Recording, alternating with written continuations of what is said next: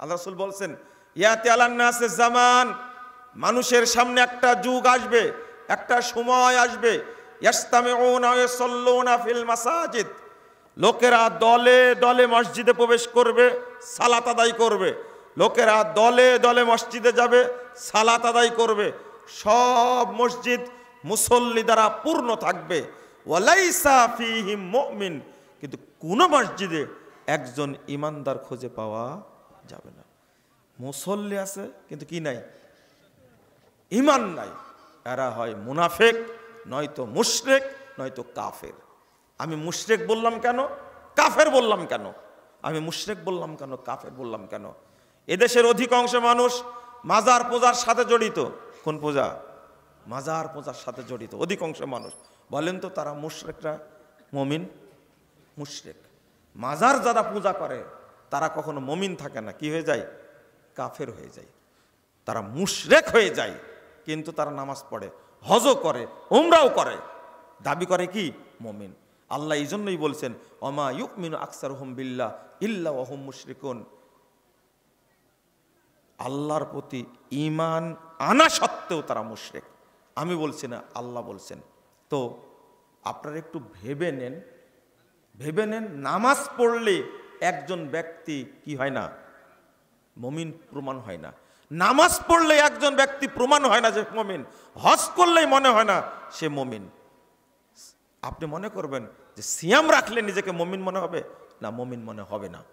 কারণ সিয়ামটা মুমিন হওয়ার মানদণ্ড না। মুমিন হওয়ার মানদণ্ড হলো ঈমানকে শক্ত করে ধরে থাকা। আমি বলতে চেয়েছিলাম 7টা জিনিস বলাটা ভালো হতো, কিন্তু মনে হয় এখন বললে ব্রেনে ধরে রাখতে পারবে না। আমি কয়েকটা কথা বলবো। ঈমান নিয়ে আসার বুদ্ধি কি, আর ঈমান বাড়ানোর বুদ্ধি কি। মনে করেন ঈমান নাই, কি ঈমান বোঝা গেল ঈমান নাই, এখন কি করবেন বলেন? কি করবেন? আশহাদু আল্লা ইলাহা ইল্লাল্লাহ ওয়া আশহাদু আন্না মুহাম্মাদান আবদুহু ওয়া রাসূলুহু। ঈমান আসলো, ধরে রাখবেন কি করে? ঈমানকে ধরে রাখবেন কি করে? প্রতি ওযুর সময় একটা দোয়া পড়েন আপনারা, বলেন তো কি দোয়া? জোরে বলেন।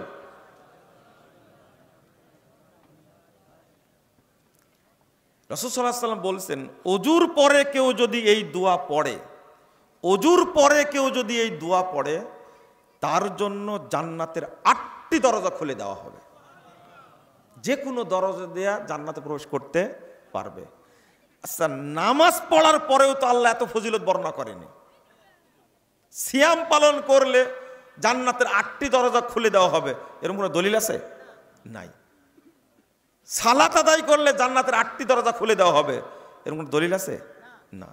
কিন্তু ওযুর পরে দোয়াটা পড়লে জান্নাতের 8টি দরজা খুলে দেওয়া হবে, এই ফজিলতটা কেন?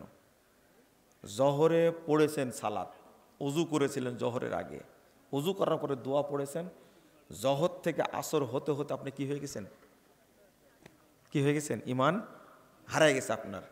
আবার আসরের টাইম ওযু করলেন, করার পরে আবার ওযুর দোয়াটা পড়লেন, আবার ঈমানটা ফিরে আসলো।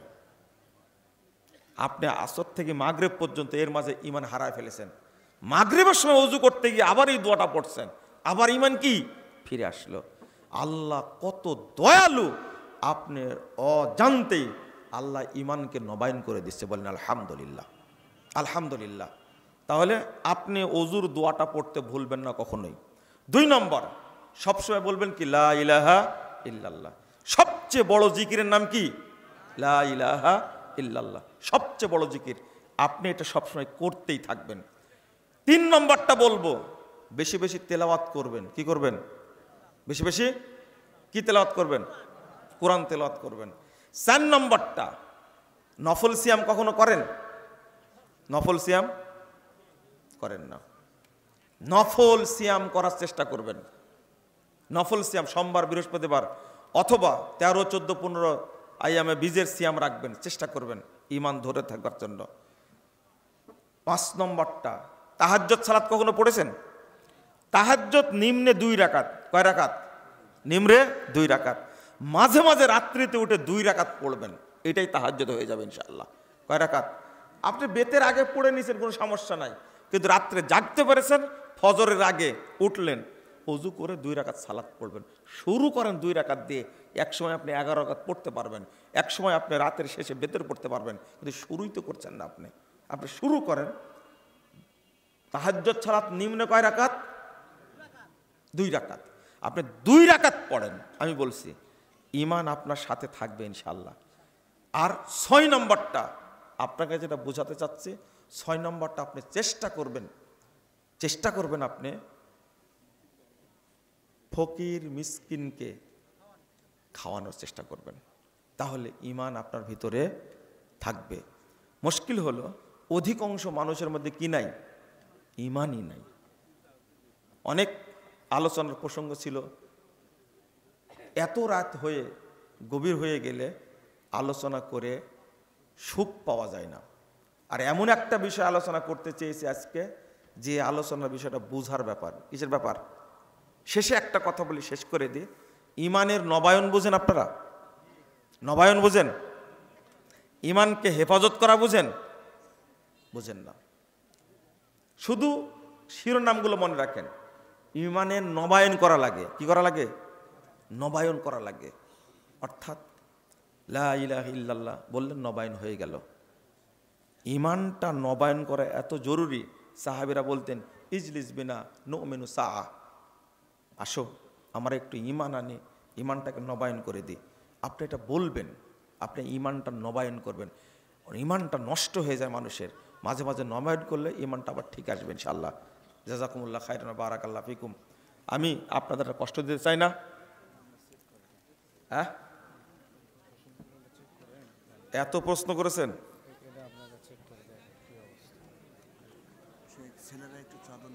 ও আচ্ছা আচ্ছা, চাদর নিয়ে যাওয়ার কথা বলেছিলেন, ভুলে গেছি। দান খারা তাকে তুলে নি।